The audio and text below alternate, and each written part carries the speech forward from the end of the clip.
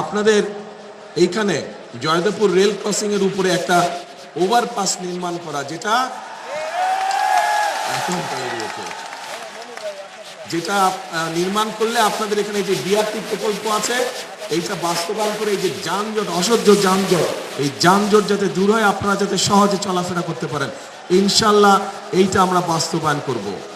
এই যে এখানে হাজার হাজার ভাই বোনেরা উপস্থিত আছেন, মঞ্চে দলীয় নেতা কর্মীরা আছেন, সামনে মুরব্বীবর্গ আছেন।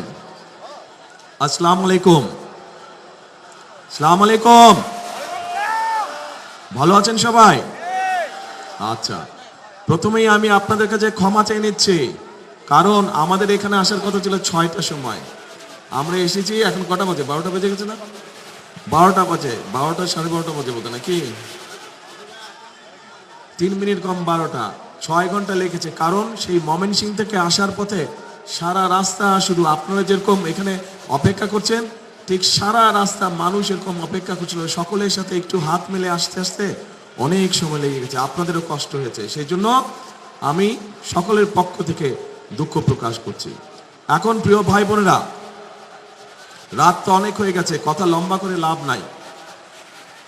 এই যে গাজীপুর শিল্পনগরী, গাজীপুর আমি মনে করি শুধু শিল্পনগরী না, এটি হচ্ছে বাংলাদেশের গার্মেন্টসের রাজধানী, গার্মেন্টস নগরী বা গার্মেন্টসের রাজধানী। এখন এই গার্মেন্টসে আমাদের লক্ষ লক্ষ মা বোনেরা কাজ করে, ভাইরাও কাজ করে এখানে। এই গার্মেন্ট শিল্প কে এনেছিল এই বাংলাদেশে জানেন আপনারা? কে এনেছিল বলেন তো? জিয়াউর রহমান, শহীদ রাষ্ট্রপতি জিয়াউর রহমান এই গার্মেন্ট শিল্পকে এই বাংলাদেশে নিয়ে এসেছিলেন। তার ফলে লক্ষ লক্ষ মানুষের কর্মসংস্থানের ব্যবস্থা হয়েছে, মা বোনদের কর্মসংস্থানের ব্যবস্থা হয়েছে। এই যে বিদেশে আমাদের শ্রমিক যায়, সেই শ্রমিক পাঠানোর ব্যবস্থা কে করেছিলেন? সেটাও শহীদ রাষ্ট্রপতি অর্থাৎ বিএনপি সরকারই করেছিল। তারপরে এই যে আজকে মা বোনরা যে ফ্রি শিক্ষা, আমাদের মেয়েরা যে ফ্রি শিক্ষা পায় স্কুলে, সেই ক্লাস 1 থেকে ইন্টারমিডিয়েট পর্যন্ত, এটা কে করেছিল বলেন তো? খালেদা জিয়া। কাজেই এখন দেখেন এই 3টা দিক, একটা জিনিস বোঝাই দিলাম আপনাদের সকলকে, পরিষ্কার হয়ে গেল যে এই দেশের খেটে খাওয়া মানুষের জন্য যদি কোনো দল কাজ করে থাকে, সেটা বিএনপি একমাত্র করে থাকে। প্রিয় ভাই বোনেরা, আগামী 12 তারিখে নির্বাচনে বিএনপি ইনশাল্লাহ জয়ী হলে পরে আমরা অনেকগুলো পরিকল্পনা নিয়েছি। তার মধ্যে একটি পরিকল্পনা হচ্ছে এই যে যেমন গার্মেন্ট শিল্প আছে, এই গার্মেন্ট শিল্পের মতো নতুন আরো আমরা শিল্প আনবো, যেখানে আমাদের আরো বেশি সংখ্যক মা বোনেরা কর্মসংস্থানের ব্যবস্থা হবে, যেখানে আমাদের তরুণ ভাই বোনেরা সেখানে কর্মসংস্থানের ব্যবস্থা করতে হবে।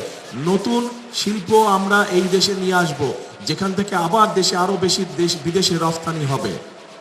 এখন শুধু সেটাই নয়, আমরা এই যে লক্ষ লক্ষ মা বোনেরা আছে, এই মা বোনদের কথা চিন্তা করে আমরা আরেকটি পরিকল্পনা গ্রহণ করেছি।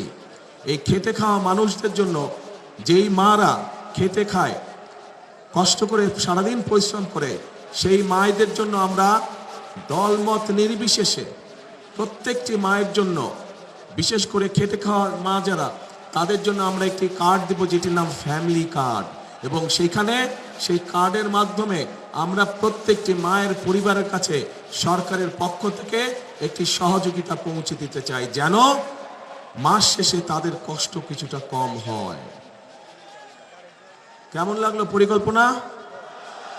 আচ্ছা, এছাড়াও গাজীপুরের বিভিন্ন জায়গায় বহু মানুষ আছেন যারা চাষাবাস করে না? চাষাবাস করে মানুষ, বহু কৃষক আছে।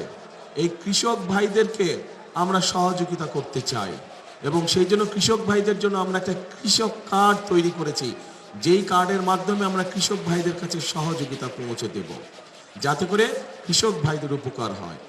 এর বাইরে আমরা শুধু গাজীপুর জেলার জন্য, এই যে গাজীপুর, এই গাজীপুরের জন্য আমরা কতগুলো চিন্তা ভাবনা করেছি, এই এলাকার মানুষের বিভিন্ন সমস্যার কথা চিন্তা করে। যেমন আপনাদের এইখানে জয়দেবপুর রেল ক্রসিং এর উপরে একটা ওভারপাস নির্মাণ করা, যেটা এখন তৈরি হয়েছে, যেটা নির্মাণ করলে আপনাদের এখানে যে বিআরটি প্রকল্প আছে এইটা বাস্তবায়ন করে এই যে যানজট, অসহ্য যানজট, এই যানজট যাতে দূর হয়, আপনারা যাতে সহজে চলাফেরা করতে পারেন, ইনশাল্লাহ এইটা আমরা বাস্তবায়ন করব। শুধু তাই নয়, বিশেষ করে আমাদের নারী শ্রমিক যারা আছেন তারা যাতে নিশ্চিন্তে টেনশনে না থাকেন সন্তানদেরকে নিয়ে, সেই জন্য কিছু কিছু গার্মেন্টসে আছে, বাট সকল শিল্প প্রতিষ্ঠানে আমরা আমাদের বোনদের জন্য তাদের বাচ্চারা যাতে ঠিকভাবে থাকে, ঠিকভাবে তাদের দেখাশোনায়, তাদের জন্য ডে কেয়ার সেন্টার তৈরি করার পরিকল্পনা আমরা নিয়েছি। প্রিয় ভাই বোনেরা, আপনাদের এখানে বড় বড় কয়েকটি খাল আছে, তুরাগ, তারপরে লবণদহ আর চিল্লাই খাল আছে। এগুলো কি বন্ধ হয়ে গেছে? এগুলো পানি আছে না নাই? চলে? হ্যাঁ, দূষণে সব বন্ধ হয়ে গেছে। তো এটা কি খাল খনন করা দরকার, পরিষ্কার করা দরকার? করবেন সবাই মিলে? আমরা যদি শুরু করি কাজ করবেন? কারা কারা যাবেন? হাত তুলেন। কারা কারা পরিষ্কার যাবেন? ঠিক আছে, ইনশাল্লাহ 12 তারিখে ধানের শীষকে যদি বিজয় করে নিয়ে আসেন, এই তিনোটাকে দূষণ মুক্ত করব আমরা, তিনোটা খালকে পুনর্খনন করবো আমরা, যাতে এখান দিয়ে পরিষ্কার পানি চলাচল করতে পারে।